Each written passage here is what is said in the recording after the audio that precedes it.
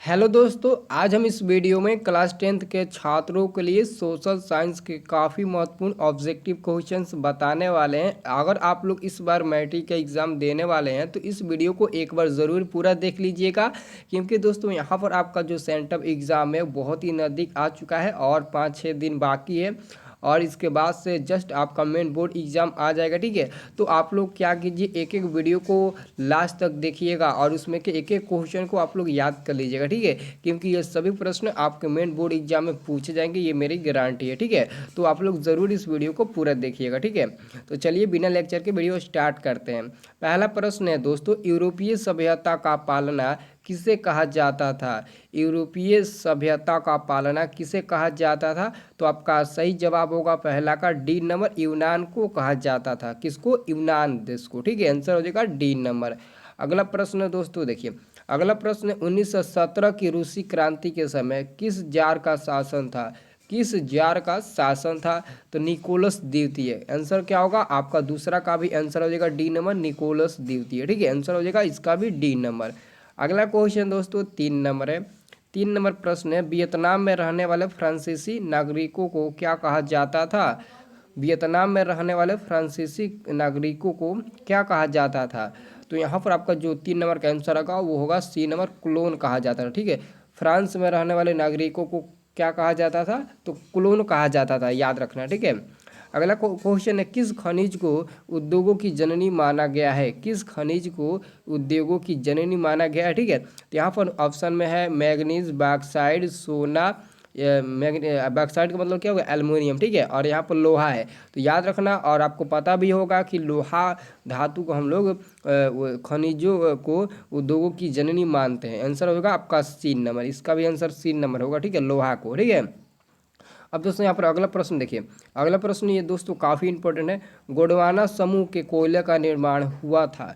गोंडवाना समूह के कोयले का निर्माण हुआ था 20 करोड़ वर्ष पूर्व, या फिर 20 लाख वर्ष पूर्व, या फिर 20,000 वर्ष पूर्व। इन तीनों में से आपका कोई आंसर होगा। ठीक है, तो आप इसका आंसर क्या देना चाहेंगे? तो यहाँ पर दोस्तों आपका आंसर होगा ए नंबर, 20 करोड़ वर्ष पूर्व, मतलब कि गोंडवाना समूह कोयले का निर्माण हुआ था। अब आप ही दोस्तों अंदाजा लगा लीजिए, 20 करोड़ वर्ष पूर्व, यानी कि 20 करोड़ वर्ष पहले, पूर्व का मतलब हुआ पहले, तो मतलब उतना, मतलब कि करोड़ वर्ष पहले गोंडवाना समूह कोयले का निर्माण हुआ था। ठीक है, याद रखना। अब हम लोग 6 नंबर क्वेश्चन देखेंगे। 6 नंबर क्वेश्चन है, भारत में किस प्रकार की कृषि प्रधानता है? भारत में किस प्रकार की कृषि की प्रधानता है? तो आपका जो छठा का आंसर होगा वो होगा ए नंबर, जीवन निर्वाह कृषि। आंसर आपका छठा का हो जाएगा ए नंबर। ठीक है, 7 नंबर प्रश्न, इसमें सत्ता की सरदारी का एक सही लाभ क्या है? इसमें सत्ता की सरदारी का एक सही लाभ क्या है? आपके पास 4 ऑप्शन है, तो यहाँ पर जो ऑप्शन नंबर सी दिखाई दे रहा होगा 7 का, वही आपका आंसर होगा, समुदायों के मध्य टकराव में कमी। यही मतलब इसके लिए सही एक लाभ है। ठीक है, सत्ता की सरदारी के लिए एक सही लाभ यही है, समुदाय के मध्य टकराव में कमी। ठीक है, अब यहाँ पर आपको 8 नंबर क्वेश्चन देखना है। 8 नंबर क्वेश्चन, नगर निगम के मुख्य प्रशासक को कहा जाता है। नगर निगम के मुख्य प्रशासक को कहा जाता है आयुक्त, या फिर अध्यक्ष, या फिर नगर आयुक्त, या फिर नगर प्रधान। तो आपका 8 का जो आंसर होगा वो डी नंबर हो जाएगा, नगर आयुक्त कहा जाता है। उसको क्या कहा जाता है? नगर आयुक्त। ठीक है, जीवन की भौतिक गुणवत्ता का सूचक है। जीवन की भौतिक गुणवत्ता का सूचक है, तो जो 9 का आंसर होगा डी नंबर हो जाएगा, इनमें से सभी है। ठीक है, शिशु मृत्यु दर, जीवन प्रत्याशा, या फिर मौलिक साक्षरता। आपका आंसर होगा डी नंबर होगा, तीनों होगा। ठीक है, 9 नंबर का आंसर डी नंबर हो जाएगा। ठीक है, अगला क्वेश्चन देखिए, तो अगला क्वेश्चन 10 नंबर। 10 नंबर क्वेश्चन है दोस्तों, मुद्रा के प्रमुख कार्य है, मतलब कि जो मुद्रा होता है वो मुद्रा का कार्य क्या होता है, उसके प्रमुख कार्य बताइए। तो यहाँ पर जो ऑप्शन में यहाँ पर दिया गया है दोस्तों, ऑप्शन यहाँ पर डी, ध्यान से देखिएगा, पहले ऑप्शन पढ़ लीजिए। मुद्रा का कार्य होता है विनिमय का माध्यम, मूल्य का मापक और मूल्य का संचय, तीनों होता है, इसलिए हम आंसर डी पर टिक लगाएंगे। डी में सभी दिया है। ठीक है, मेजनी का संबंध किस संगठन से था? मेजनी का जो संबंध था वो किस संगठन से था? तो कार्बोनरी से था। ठीक है, कार्बोनरी संगठन से था मेजनी का संबंध। ठीक है, रूस में जार का अर्थ क्या होता है? तो रूस में जार का अर्थ होता है रूस का सम्राट। आंसर होगा डी नंबर, रूस का सम्राट होता है। ठीक है, आंसर याद रखना। सामांत नहीं होता है दोस्तों, ये रंग हो जाएगा सी नंबर जो रंग हो जाएगा, बल्कि आपका राइट आंसर डी नंबर होगा, रूस का सम्राट कहिएगा। ठीक है, आंसर होगा डी नंबर, इस पर कंफ्यूजन मत होइएगा। ठीक है, अब यहाँ पर आपको 13 नंबर क्वेश्चन आपको बताने वाले हैं। ठीक है दोस्तों, अभी तक हमारे चैनल को सब्सक्राइब नहीं किए तो प्लीज़ चैनल को सब्सक्राइब कर लीजिए, और टेलीग्राम नहीं ज्वाइन किए हैं तो जाकर टेलीग्राम में ज्वाइन कर लीजिए। आपको टेलीग्राम से भी बहुत ज़्यादा हेल्प मिलेगा। वहाँ पर आपको हर सब्जेक्ट का 2 नंबर 5 नंबर ये सब्जेक्टिव क्वेश्चन का PDF में बनाकर उस मतलब कि टेलीग्राम के चैनल पर अपलोड किया जाता है। तो जाकर फटाफट टेलीग्राम ज्वाइन कर लीजिए। सभी छात्र ज्वाइन हो चुके हैं, बस आप केवल बाकी है, तो जाइए फटाफट ज्वाइन कर लीजिए। इसी वीडियो के डिस्क्रिप्शन में टेलीग्राम चैनल का लिंक दिया गया है। ठीक है, तो यहाँ पर दोस्तों अब आपको हम 13 नंबर प्रश्न बताएंगे। 13 नंबर प्रश्न है, हुआ आंदोलन किस प्रकृति का था? जो हुआ आंदोलन था वह किस प्रकार की प्रकृति का था? तो आंसर याद रखना, क्रांतिकारी धार्मिक था। ठीक है, आंसर क्या होगा? D number. भारत में खिलाफत आंदोलन शुरू हुआ। भारत में खिलाफत आंदोलन कब शुरू हुआ, किस सन में शुरू हुआ?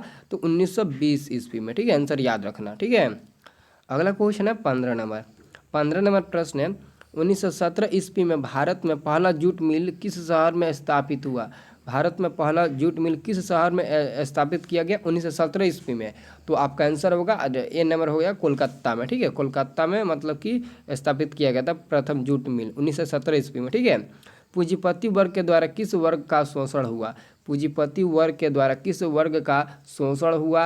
आपका आंसर होगा डी नंबर, उपयुक्त सभी, मध्य वर्ग, श्रमिक वर्ग, कृषि वर्ग। ठीक है, इनमें से आपका सभी आंसर हो जाएगा, यानी कि आंसर होगा डी नंबर। ठीक है, अगला क्वेश्चन देखिए। तो अगला क्वेश्चन है, प्राचीन काल में किस स्थल मार्ग से एशिया और यूरोप का व्यापार होता था? प्राचीन काल में, ठीक है, प्राचीन काल में किस स्थल मतलब किस स्थान से, किस स्थान मार्ग से एशिया और यूरोप का व्यापार होता था, मतलब किस स्थान से? तो काफ़ी इंपॉर्टेंट क्वेश्चन से पूछा है। ठीक है, तो आप लोग इस क्वेश्चन को हमेशा के लिए याद रखिएगा। ठीक है, रेशम मार्ग से। ठीक है, आंसर आपका हो जाएगा बी नंबर।